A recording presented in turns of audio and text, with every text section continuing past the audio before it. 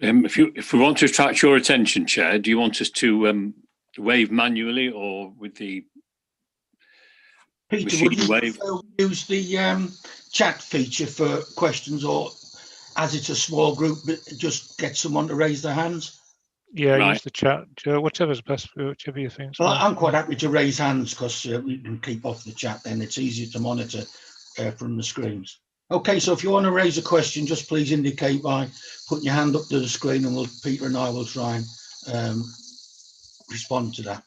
So good evening, everybody. We'll start now the meeting of the Audit and Governance the 22nd of December. So, Peter, firstly, are there any apologies? I've had apologies from councillors Donna Martin, Kathleen Nixon, and have to have a say. Thank you very much for that. Has any member got any declarations of interest they need to make to the Governance Committee or Governance Officer? No? Okay. If you see me keep looking away to the right, I'm not watching the telly. I've got my laptop set up with the agenda on a separate laptop so I can see all the faces here. I don't know how to do them both on the same screen. That's too technical for me. Okay, Peter, are you aware of any urgent items of business that have been forwarded? No, Chair, none. Thank you very much. Thank you very much for that. So we'll, whoops, gone too far. We'll go. Just bear with me while I catch up.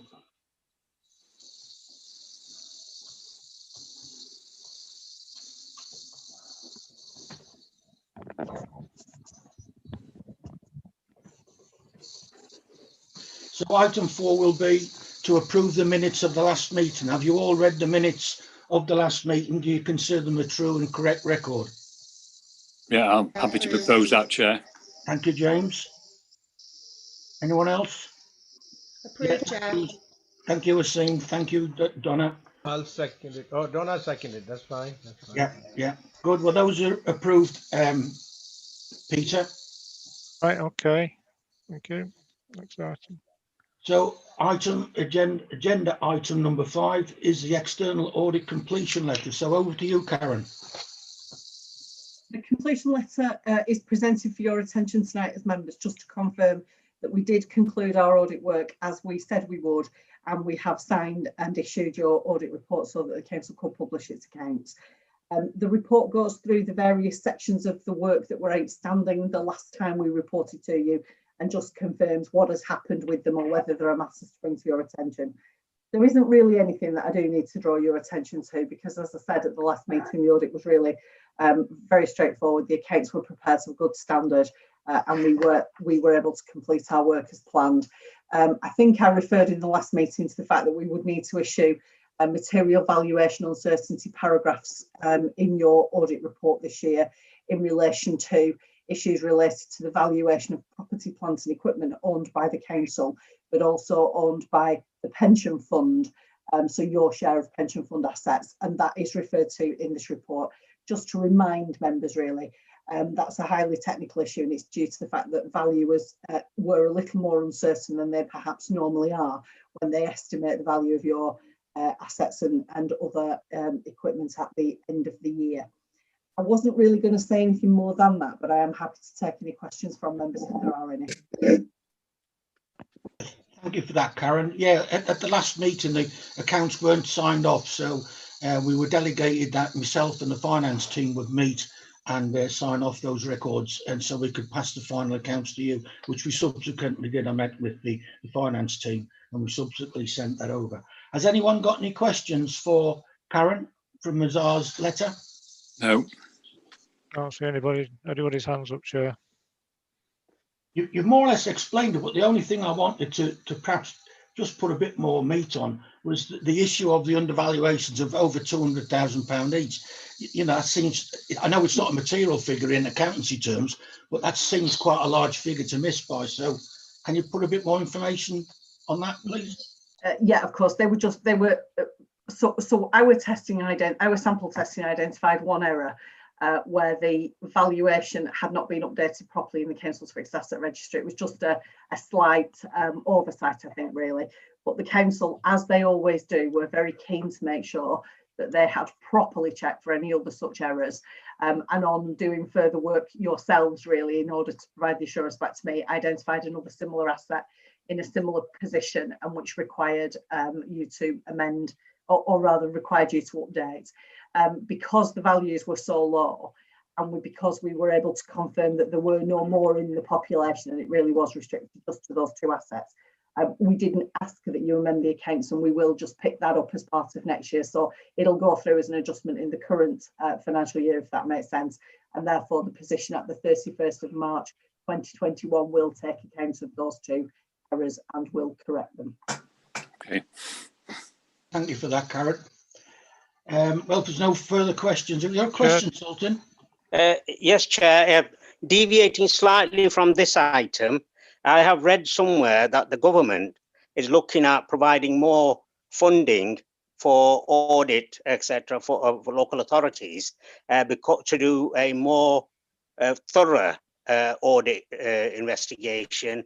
Has Karen or anybody else heard about this? Because are they trying to say that we don't furnish with the proper audit reports or outcomes? I'll answer this in the first place, but it may well be that that Julie, as your CFO, wants to come in on the back of that and give her views on it. I think this is probably something that goes back to a change, if you like, in the regulatory environment in which auditors work, and is largely connected, in my view, I suppose, to matters that have arisen as a result of corporate audit failures. So where auditors are deemed to have done insufficient work around some of the valuations and so on of businesses that have subsequently run into financial difficulties. So the ones that spring to mind perhaps most obviously is Carillion, where auditors were deemed not to have brought sufficient information to the attention of members. As a result of that, the FRC, who regulate the quality of audit work, have increased or adjusted, if you like, their expectation around what constitutes good quality. And I think your finance team will probably see that we have done considerably more work in the 1920 audit than we have in previous years, exactly to address the concerns that they've raised. There are a number of areas that FRC have reported on, but you know, that is one of them, and perhaps the main one and the one that's most easily obvious to your team. So I will be talking to Julie about the impact of that additional work on the audit fee for last year. But central government have recognised that is an issue and are prepared to put some additional funding in through the grants that they provide to local authorities in order to try to support the sector. I think that largely reflects the challenges that the audit profession, so far as the local audit regime goes, are facing. And you will be aware that last year the MHCLG commissioned Sir Tony Redmond to do a review of the audit market and to comment on you know, what he thought needed to happen in order to make sure that that market was sustainable. Fees was one part of that. Timetable and timescales was another part of it, and trying to bring together and sort out the regulatory regime that we are subject to. So who gives us instructions, and then who monitors quality and who monitors contracts and so on, to try to address all of that. The Redmond report is a fairly lengthy document, and the grant that was provided last week through the settlement was part of MHCLG's response to that, because they didn't accept all of the recommendations that were made. But they did agree that there was pressure on the sustainability of the market as a result of audit fees. Thank you, Karen. That explains where that information alluded to. Thank you. Thank you for that response, Karen, and the question, Sultan. We'll move on to agenda item 6. So welcome to your first meeting, Sean. Thank you. Yeah. Can you just tell us how you've got on in these very difficult circumstances? For the first 2 months as the new head of internal audit must have been very unusual. It's been a little bit different. I think one good thing with my, my career so far is that I'm used to dealing with a diverse team, so not being all together as one. We've had a little bit of time in the office where I've met the majority of people now. still a couple of people that I still need to meet, and hopefully we can get them back in the office very shortly. But so far so bad. Some really good support from Julie and from Sam and the team as well. Martin's been a great help, and my my 2 internal audit managers and my counter fraud leader as well. They've been absolutely fantastic in supporting me and helping me to settle in. So far so good. Loving the job, so it's very interesting. So yeah, I'm looking forward to this. Good, glad to hear that. Would you like to present your first report then, please, Sean? Yeah, of course. So I'll take it that everybody's read the report. I'll just pull out some key facts from it, really. So up until the end of September, which is 6 months in for the year, we've completed 34% of the audit plan that was agreed.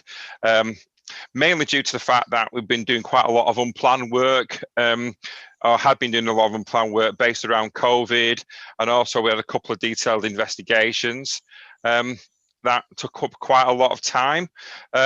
So these investigations, just to give you a bit of background, one was for a whistleblower who raised the fact that somebody had been using a credit card incorrectly. We come to a value that we can say with a degree of certainty was about £1,500, but it looks like it could have been a lot more than that, but we can't qualify that anymore, really. And the second one was really interesting, really, because it was good to see that the system's working, and it came to the fact to light that somebody was claiming some overtime that they weren't entitled to, but the systems that we've got in place, I'd picked that up, and that picked up around that equates to around £450. Both of the employees are no longer with the council. Police were informed and weren't really willing to take it any further due to what they don't think that any more further action would have been taken, rather than the outcome that we got to as part of the investigation. Okay, so yeah, so like I say, we've had quite a lot of unplanned time. It equates to 17% of the audit time, actually, which would have took us right bang on target for the year. So yeah, and it's the equivalent of 2 full-time employees. Okay, so also as well, we're currently looking at the audit plan and just reviewing things, because it's going to be a little bit tight, or very tight, to complete what we initially intended. But we're also looking at bringing some other things as well. We're currently scoping up some work around home working and around grant reviews from all the grants that we receive, just to make sure that we can just give reasonable assurance that they've been dealt with correctly. So we're just looking at that at the moment, which mean that some of the audits will be deferred until 21-22. However, I'm really confident that we'll still be able to give a statement on that the controls are in place for the annual government statement. If you look going on through the report, if you look at 6.2, we're looking at the audits that had limited assurance. There were none in Q2 of the year.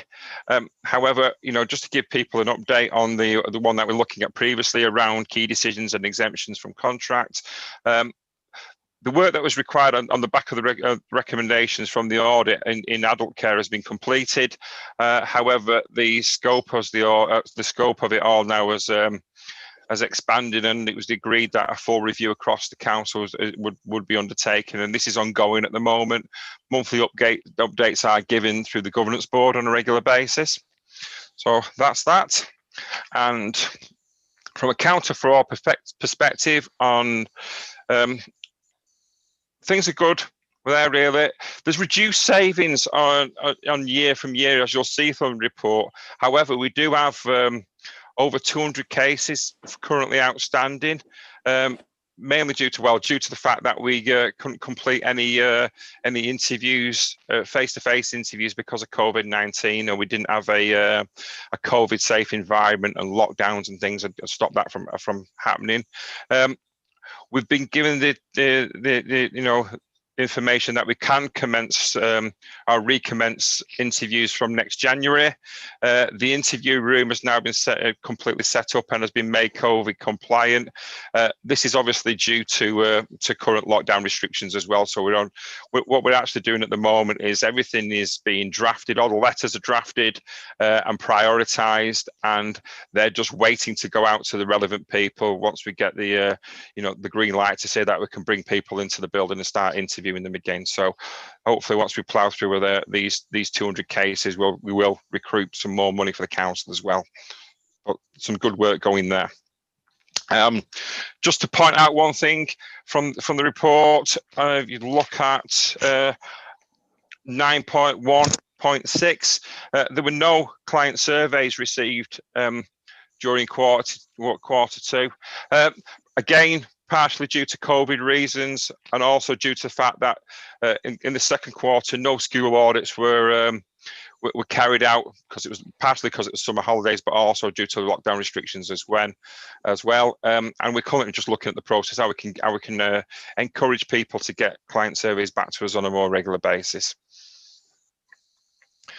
From COVID-19 work, we did complete or have completed some more work with regarding Aldi vouchers in October, but we've now, from an internal audit perspective, removed ourselves from that process. So that's covered off basically the main points of the report that I wanted to cover, and I'm quite happy to take any questions. Thank you very much for that, Sean. Has anyone got any questions? James, would you? Chair. James? Yes, going back to the beginning of the report where you mentioned that you at the moment you're behind on the expectation for the year, but hope to finish at 100%. Which items would you drop if you thought that you weren't going to be able to complete the whole internal audit? We're just reviewing some of them at the moment with with the relevant service leaders, and there's some of them that I've had to will be put back because of COVID, and some of them where the work that was hoping to be carried out that we were going to be checking has been postponed because of COVID at the moment. So we're running through that at the moment. I can get some more detailed well, I will have some more detailed information on that early next year once this has been completed. I can get that out to relevant members.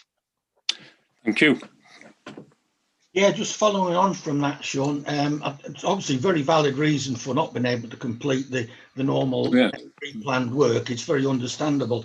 I'm a bit anxious. If we try to complete the 100%, it means we're going to have to do something like 67% in the second half, which really isn't attainable. So I don't want to put our auditors or our staff under that kind of pressure. So, it'll be perfectly acceptable to myself and this committee, I'm sure, when you identify the ones that you can perhaps move in to another year, move on to next year's planned work, because COVID is going to be about in the second half of the year anyway. So you're still going to be dragged into other areas involving accountancy, fraud, and other issues about the payouts coming from the COVID. So, we'll leave that in your management. I'm sure you've got that well in hand, but it won't be seen as any kind of weakness if we don't achieve 100%. I'd much rather just be confirming that all our auditors are working full time to the benefit of Rochdale Borough Council. That's the issue, that we're doing everything for the benefit of this borough. No, and I can, Here's the question, Peter. Yes. Sean? Yes, please go ahead, Jamie. Given that COVID has obviously influenced the progression of the plan this year, and it's probably going to influence any audits that are going to be put in place for next year, is there any appetite to increase the resource within internal audit, or we just flex it according to a risk-based plan?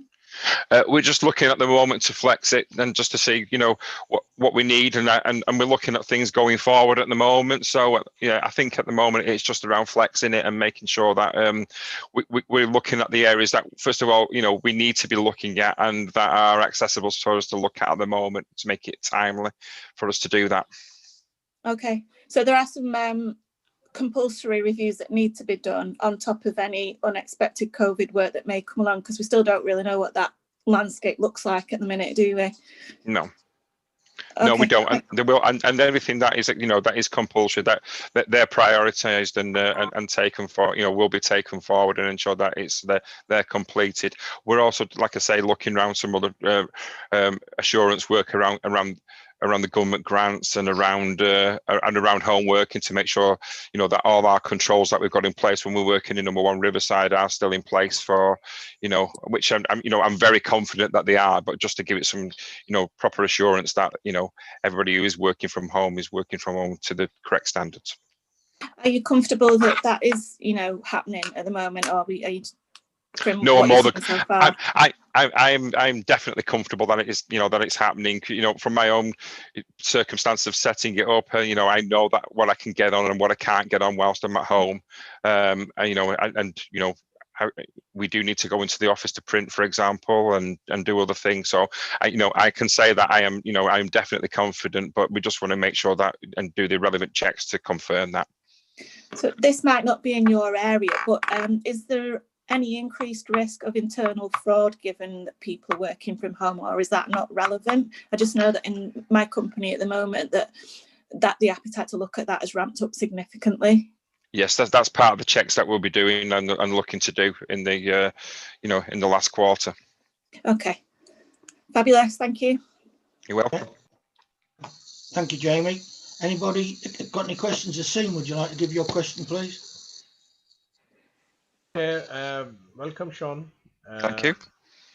I think it's your first meeting with the audit committee. It's I attended the last one as a guest and just sat very quietly in the corner. All right. Thanks for your report. It's a quite useful report, and it's what's one or two things just like need a clarification. Okay. How are you going to do this audit about this business grant which has been given at the first place to small businesses on the business aid grants I'm talking about? So we're looking at to make sure that, you know, as an authority we've followed the right procedures and done as much checks as we possibly could do under the circumstances. I think the government guideline was that we'd taken reasonable measures. I've also got the and at the moment the counter fraud team are doing ongoing investigations and are actually, you know, in some instances walking the streets of Rochdale to make sure that, you know, the businesses are open and are viable, are viable entities, and they've been doing that for a few weeks now. So there's a number of different ways that we're looking to do it to give us, you know, as much assurance as we possibly can do under the circumstances. And that was about the business grant which was given for, that was about £10,000. Now I'm coming back to other which is called discretionary business grant for the hospitality sector, and it's going to be the same because sometimes there is a confusion between businesses. Some businesses, they are partially open and affected by COVID, and some businesses, they are fully closed during lockdown. So how are you going to differentiate with them if someone claims that they were closed and they were even open? So how you going to control them? We're doing as much as we possibly can. I haven't got the full details in front of me at the moment, Councillor, but we're doing as much. I know my team are working really hard to do as much as they possibly can do. Visiting premises on an ongoing basis. We're looking for them to give us records as well to prove wherever possible that, you know, they have been trading. So, you know, I trust the team. They're doing a great job, and we'll give as much assurance, like I say, as we possibly can do under the circumstance. I understand there's, you know, lots and lots of businesses out there, and we can't possibly get around every single one of them. But we are, you know, focusing on where we can do. Do we have any complaint number or anything? Any complaint cell number or anything? Not at the moment. No, I haven't got those to hand, I'm afraid. Right. Thanks. Thank you. Okay. Julie, add to that? I think Julie wants to say something. Yeah, thank you. So the grants some of the grants are being issued by the Revs and Bens team and some by the Economy Directorate in the Business Support team, and they will be doing some initial checks. Where Sean is responsible for auditing and he has the fraud team who look into actual frauds, there will be some initial checks done upon application for the grants. And I don't know all the detail, I must admit, but they will be looking for, as you say, if the grant means it's eligible to a closed business, they will be looking for that evidence before they issue the grant in the first place. And Sean's role really is to audit the process is compliant with the guidelines, and then we've got the fraud team who will investigate any suspected frauds that come to that get reported to us, really. So there's a whole host of processes really before it gets to Sean. Yeah.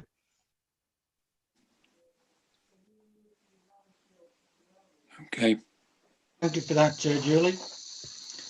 Yeah, Sean, picking out some things on your report. I was glad to see even working in these unusual circumstances, the counter fraud team is still getting some good results. And obviously, we've identified 2 acts by members of staff or ex-members of staff now, Yes. who committed fraud. That is encouraging that we're able to identify, investigate, and prosecute that. I noticed from the single person benefit that we've managed to secure £28,000 in people who were claiming single person benefit when they weren't entitled to it.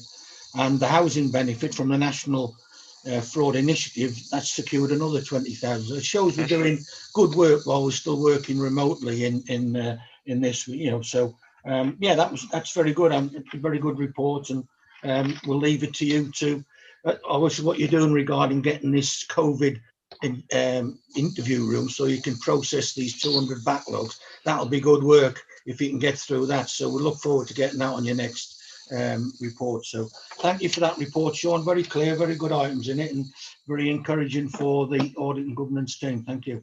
Thank you. No more questions for Sean before we leave him totally? Okay, we'll move on to the last item, the next item on the agenda, which is the agenda item 7. And Martin, would you like to present your report, please? Yeah, no problem. Thank you, Chair. Okay, I'll assume that you've read the report, and I'll go through the highlights. Starting off at item 4, which is the corporate risk register. You may recall that we actually reviewed the risk scoring back in September. Really, you know, to make sure that the risk scores reflected life after the pandemic or during the pandemic. I've asked the risk owners to review again because obviously it's quite a fast changing world at the moment. And all of the scores have stayed as they were in the previous report. We still have a slightly elevated risk for financial resilience, but that in no way says that we are under any extreme pressure. It's rated amber, and that really just reflects uncertainties at the moment more than any ongoing problem that we have. I did take the time to meet with the Chief Executive about our devolution Manchester risk. We've updated certain risk control wordings within that risk, and that now reflects the fact that we've got particular focus on transport, economic development, spatial framework, and environmental issues.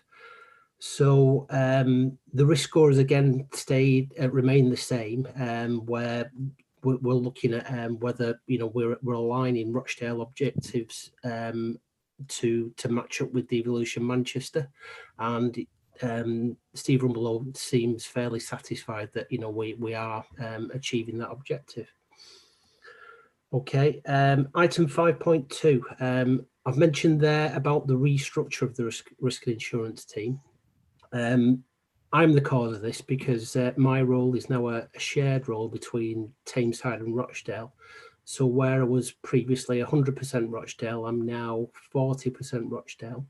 So to make up for that lack of capacity on the risk management side, we are now recruiting to a temporary position, which is going to sit within the team and pick up some of the actual doing that I would have previously done in the 100% role.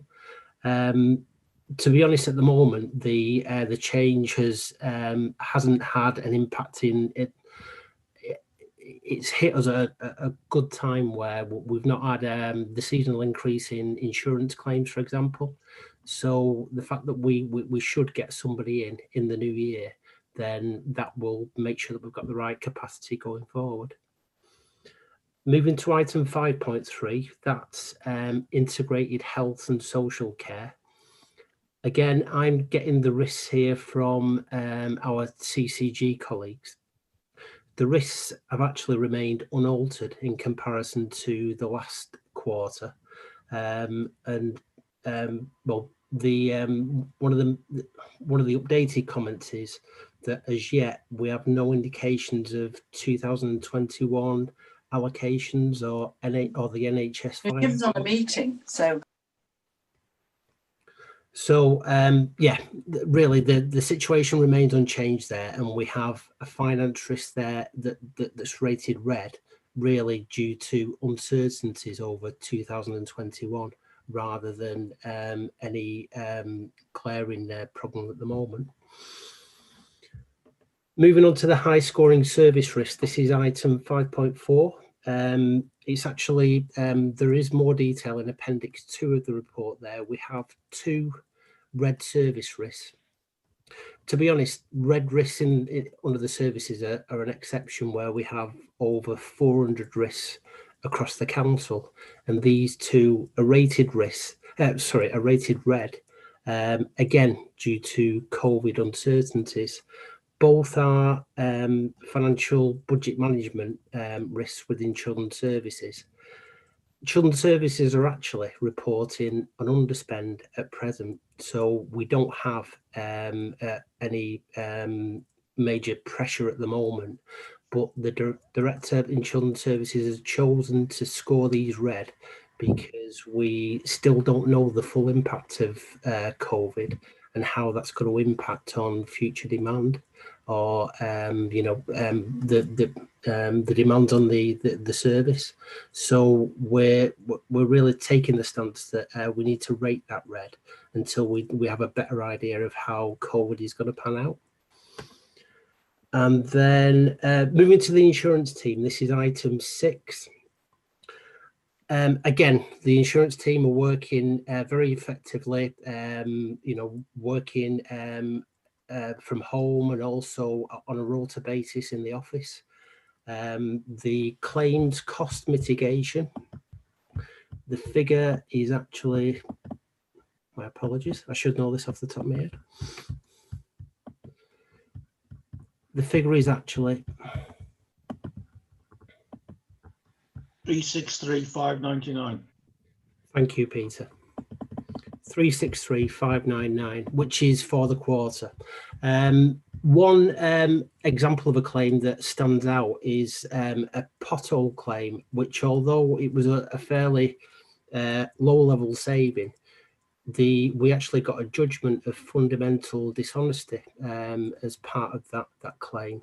Now, this is where the tables are turned, and it's not just a claim that's dismissed. The investigation was so thorough and so strong that the judge saw it fit to find the claimant fundamentally dishonest. That means that we can recover our legal costs.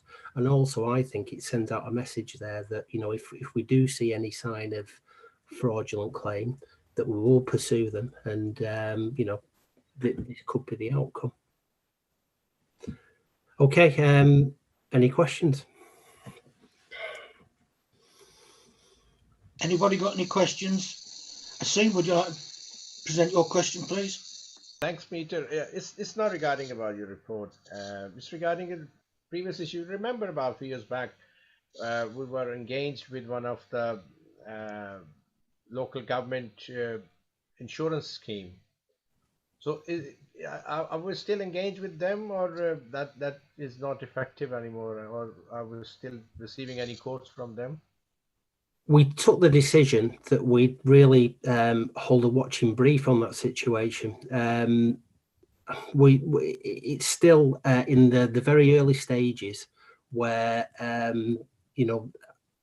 I don't think that it's picked up in the way that they anticipated when it was first established.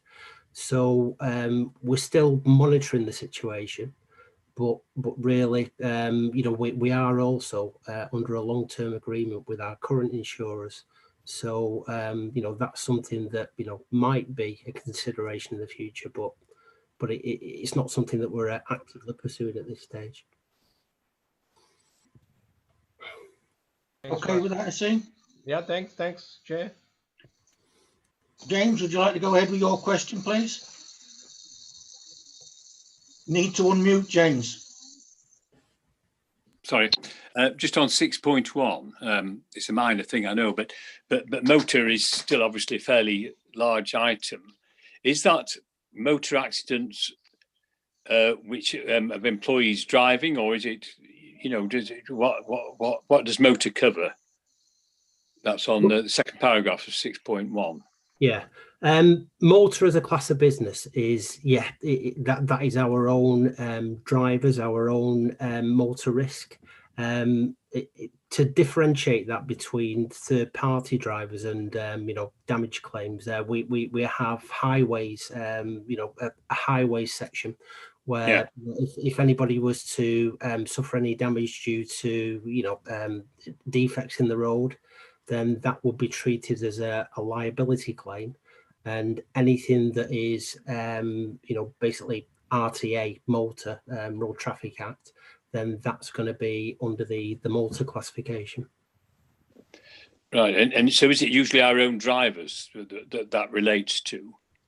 It would be, yes. So it could be that it could be refuse wagons, it could be drivers who are driving for other manual purposes. But really we do have quite a substantial motorist, due to the fact that we have a lot of mobile employees. Right, and do we stand any of those risks ourselves, or are they all insured out? We do have a certain level of self-insurance. To be honest, on a vast majority of our insurances, we self-insure to almost all of the risk. On the motor cover, our excess level is at 25,000. So we would self-insure. It's more efficient to do that to that extent, and obviously the insurance cover is there for any catastrophe losses, and that's what we pay the premiums for.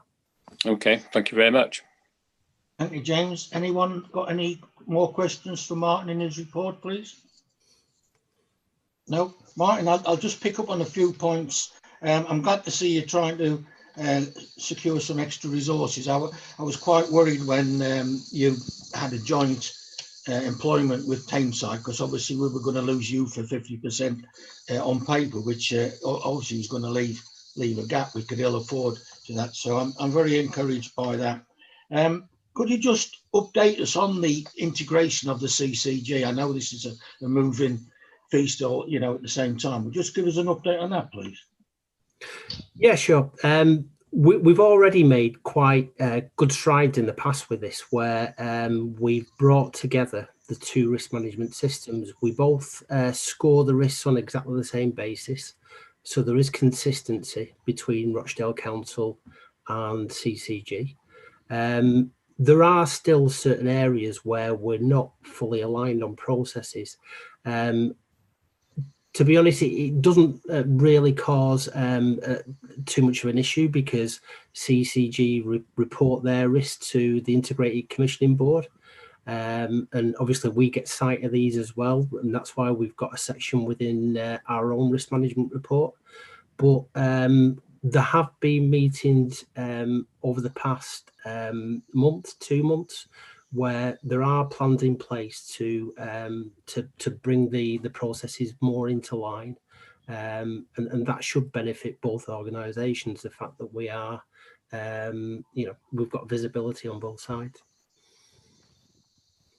Right, thanks for that. I was going to pick up on another point. Let me see my notes. Also, I'm very encouraged that we took prosecuted someone for making a false claim, which in court ended up with us getting a judgment of fundamentally dishonest person. That's very encouraging. And like you said, it sends out a signal to the public, assuming it was reported in the media, that we're not just a soft touch. We won't just roll over and have our bellies tickled and pay out on unjust claims. This is public money that we're custodians of. And so I'm very encouraged the way your department is handling that. You mentioned the spatial framework in one of your little summaries. You're aware that obviously Stockport have voted against that. And the basis for the spatial framework was that all 10 boroughs had to agree. The leader has recently sent out a memo saying we might revert back to modifying our own local plans. So that again is a bit of a moving feast. We're not quite sure what's going to happen with the spatial framework going forward. There was talk of getting 9 to agree it and go forward, but that might not be the case now anyway. So Yeah, coincidentally, I think that was roughly around the same time that I was having my discussion with Steve. So yeah, that was a development that happened right about the time we were discussing this kind of issue. Okay, well, that concludes. Thank you for that report, Martin. Very clear, very good report, encouraging again. That concludes tonight's business. Anybody got anything they want to add to that? All right, I'd like to wish you all a very merry Christmas and a happy new year. More importantly, a safe Christmas and a safe new year. Our next meeting's in March sometime. I can't remember the date exactly, but I would think we're still going to be on this Zoom basis by then. I can't see us returning to number 1 Riverside by then. So I thank you all taking the trouble to attend this meeting and take part in the meeting tonight. And I wish you all the best for the future. So good night, everyone. All the best. Thanks, Chair. And Thank you. Thank you very Take much, care, Chair. everybody. nice Thank Christmas. you. Happy New Best Year. for Good night. Christmas.